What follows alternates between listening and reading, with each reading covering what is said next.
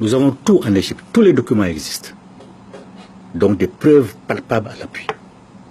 Nous pouvons démontrer, par exemple, que les textes sacrés que nos ancêtres ont écrits sont plus vieux de plus de 1000 ans que l'Ancien Testament, de plus de 2000 ans que le Nouveau Testament et de plus de 3000 ans que le Coran. Ça existe. Nous pouvons démontrer que les notions d'enfer, de paradis et de jugement dernier sont nos ancêtres qui l'ont inventé, alors que même n'étaient pas encore nés les ancêtres des Arabes, l'ancêtre des Arabes Ismaël, l'ancêtre des Juifs Isaac. Nous pouvons démontrer tout cela. Ce sont nos ancêtres qui ont inventé ces notions-là. Et ces notions, comme ils les ont expliquées de manière profane, c'était destiné aux enfants.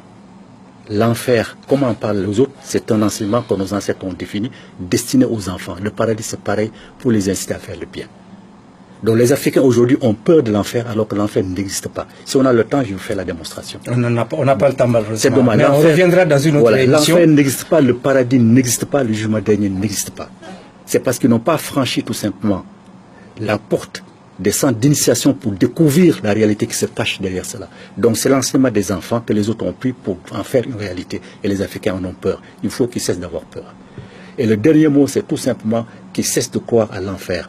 Parce que si l'être humain est une parcelle de Dieu, à partir du moment où Dieu ne ressent ni le froid, ni la chaleur, n'a pas faim, n'a pas soif, il va de soi qu'une fois désincarné, cette étincelle divine que Dieu a mise en l'être humain, une fois qu'il quitte le corps, ne peut ressentir aucun froid d'aucune sorte, aucune chaleur d'aucune sorte, n'a jamais faim, n'a jamais soif. Personne n'a jamais vu nos ancêtres grelotter de froid ou chercher de l'ombre pour aller s'y mettre, ou avoir faim ou avoir soif. Personne n'a jamais vu ça. Donc ils cessent de croire à des histoires enfantines et qui redeviennent des adultes.